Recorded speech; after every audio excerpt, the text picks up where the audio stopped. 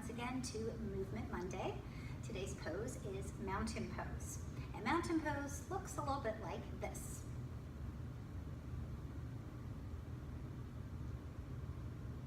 That's it. Doesn't look like I'm doing very much here, but actually I am.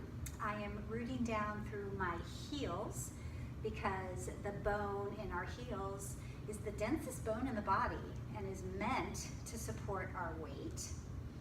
I am strengthening, contracting, engaging my quadriceps, my thigh muscles.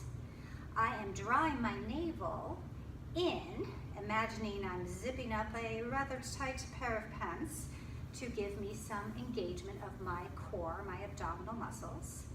I'm then drawing my shoulder blades up and then back and down.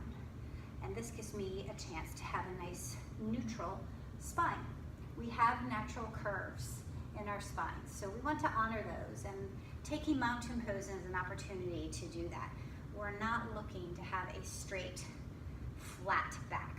We want to work with the curves that we have. So if you come to class, you'll notice that we take this pose just about every class, and we just spend several breaths playing around and seeing what a neutral spine, honoring those curves, feels like. So I encourage you to come to class and give it a try.